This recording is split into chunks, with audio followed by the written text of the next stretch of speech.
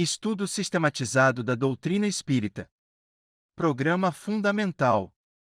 Módulo 5. Comunicabilidade dos espíritos. Roteiro 3. Mediunidade com Jesus.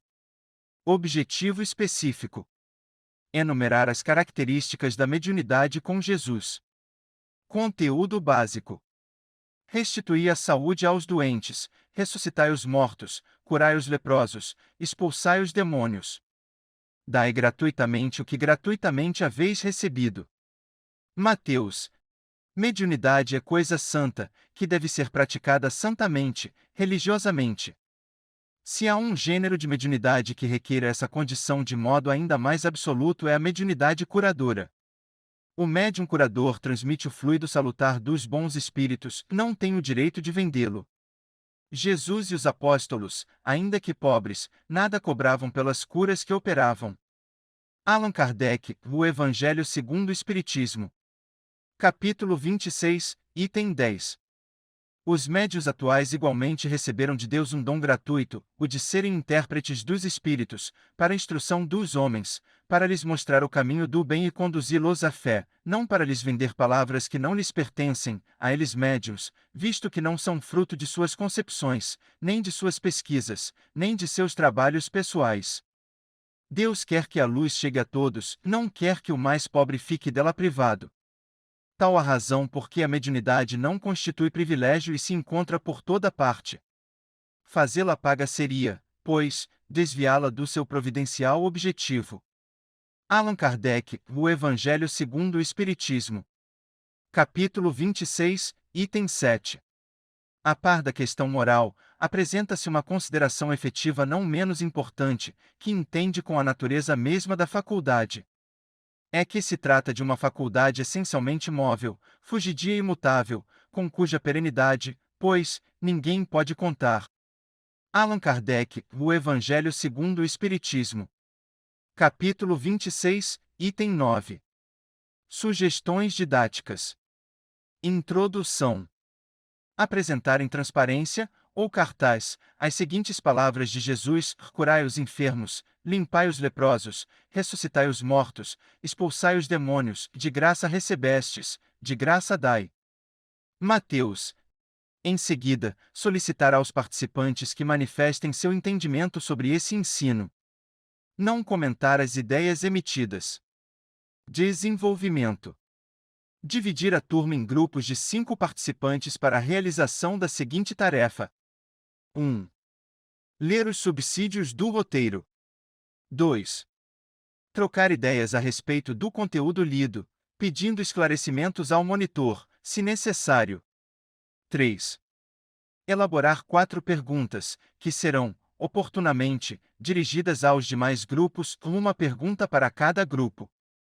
A seguir, solicitar ao representante do grupo que dirija as perguntas formuladas pelo seu grupo aos demais. O mesmo procedimento deverá ser adotado em relação aos outros grupos.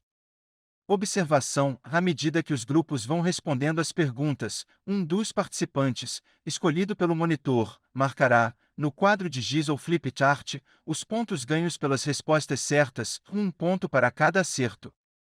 Ao final da tarefa, destacar o grupo ou os grupos que mais acertaram.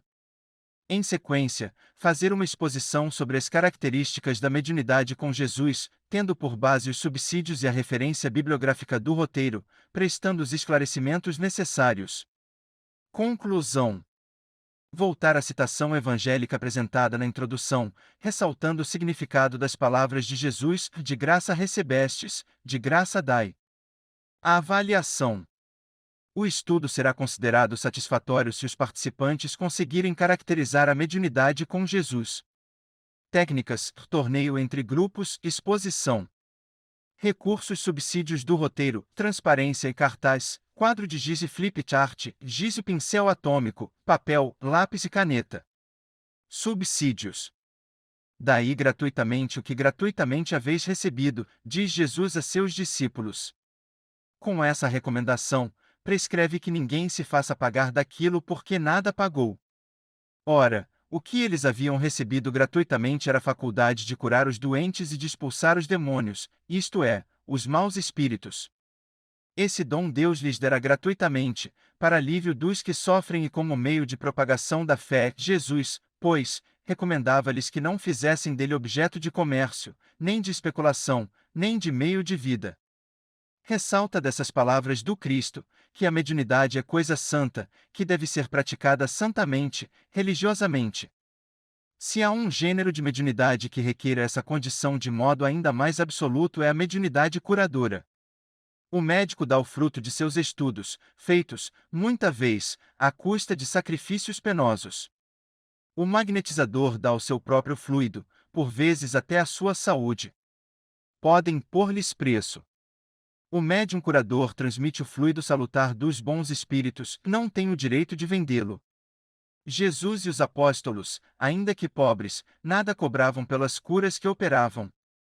Os médiuns receberam de Deus um dom gratuito, o de serem intérpretes dos espíritos, para a instrução dos homens, para lhes mostrar o caminho do bem e conduzi-los à fé, não para lhes vender palavras que não lhes pertencem, a eles médiuns, visto que não são fruto de suas concepções, nem de suas pesquisas, nem de seus trabalhos pessoais.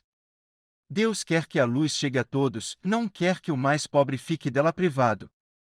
Tal a razão por que a mediunidade não constitui privilégio e se encontra por toda parte. Fazê-la paga seria, pois, desviá-la do seu providencial objetivo. Além disso, quem conhece as condições em que os bons espíritos se comunicam, a repulsão que sentem por tudo que é de interesse egoístico, e sabe quão pouca coisa se faz mister para que eles se afastem, jamais poderá admitir que os espíritos superiores estejam à disposição do primeiro que apareça e os convoque a tanto por sessão. Note-se, entretanto, que médios interesseiros não são apenas os que porventura exijam uma retribuição fixa. O interesse nem sempre se traduz pela esperança de um ganho material, mas também pelas ambições de toda sorte, sobre as quais se fundem esperanças pessoais. É esse um dos defeitos de que os espíritos zombeteiros sabem muito bem tirar partido e de que se aproveitam com uma habilidade, uma astúcia verdadeiramente notáveis, embalando com falaciosas ilusões os que desse modo se lhes colocam sob a dependência. Em resumo, a mediunidade é uma faculdade concedida para o bem e os bons espíritos se afastam de quem pretenda fazer dela um degrau para chegar ao que quer que seja, que não corresponda às vistas da providência. A par da questão moral, apresenta-se uma consideração efetiva não menos importante, que entende com a natureza mesma da faculdade.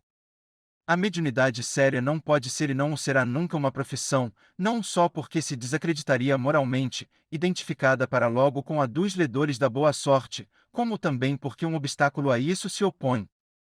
É que se trata de uma faculdade essencialmente móvel, fugidia e imutável, com cuja perenidade, pois, ninguém pode contar. Constituiria, portanto, para o explorador, uma fonte absolutamente incerta de receitas, de natureza a poder faltar-lhe no momento exato em que mais necessária lhe fosse. Coisa diversa é o talento adquirido pelo estudo, pelo trabalho e que, por essa razão mesma, representa uma propriedade da qual naturalmente lícito é, ao seu possuidor, tirar partido.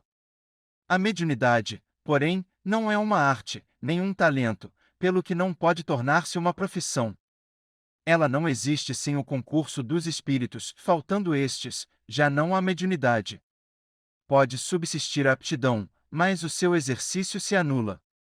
Daí vem não haver no mundo um único médium capaz de garantir a obtenção de qualquer fenômeno espírita em dado instante. Explorar alguém a mediunidade é, conseguintemente, dispor de uma coisa da qual não é realmente dono. Afirmar o contrário é enganar a quem paga. A mais, não é de si próprio que o explorador dispõe, é do concurso dos espíritos, das almas dos mortos, que ele põe a preço de moeda. Essa ideia causa instintiva repugnância. Todos os homens têm o seu grau de mediunidade, nas mais variadas posições evolutivas, e esse atributo do espírito representa, ainda, a alvorada de novas percepções para o homem do futuro, quando, pelo avanço da mentalidade do mundo, as criaturas humanas verão alargar-se a janela acanhada dos seus 5 sentidos. Na atualidade, porém, temos de reconhecer que no campo imenso das potencialidades psíquicas do homem existem os médiuns com tarefa definida, precursores das novas aquisições humanas. É certo que essas tarefas reclamam sacrifícios e se constituem, muitas vezes, de provações ásperas. Todavia, se o operário busca a substância evangélica para a execução de seus deveres, é ele o trabalhador que faz jus ao acréscimo de misericórdia prometido pelo Mestre a todos os discípulos de boa vontade. Mesmo o médium sob excelente assistência espiritual não deve descurar-se da própria vigilância, lembrando sempre de que é uma criatura humana, sujeita, por isso, a oscilações vibratórias, a pensamentos e desejos inadequados. Devemos ter sempre na lembrança a palavra de Emmanuel: os médiuns, em sua generalidade, não são missionários na acepção comum do termo, são almas que fracassaram desastradamente, que contrariaram, sobremaneira, o curso das leis divinas e que resgatam, sob o peso de severos compromissos e ilimitadas responsabilidades, o passado obscuro e delituoso. O seu pretérito, muitas vezes, se encontra enodoado de graves deslizes e erros clamorosos. Quando o médium guarda a noção de fragilidade e pequenez, pela convicção de que é uma alma em processo de redenção e aperfeiçoamento, pelo trabalho e pelo estudo, está se preparando, com segurança, para o triunfo nas lides do Espírito Eterno. Assim, podemos dizer que a primeira necessidade do médium é evangelizar-se a si mesmo antes de se entregar às grandes tarefas doutrinárias, pois, de outro modo, poderá esbarrar sempre com o fantasma do personalismo, em detrimento de sua missão. Em suma, o médium que vigia a própria vida, disciplina as emoções, cultiva as virtudes cristãs e oferece ao Senhor, multiplicados, os talentos que por empréstimo lhe foram confiados, estará, no silêncio de suas dores e de seus sacrifícios, preparando o seu caminho de elevação para o céu. Estará, sem dúvida, exercendo a mediunidade com Jesus. Referência bibliográfica.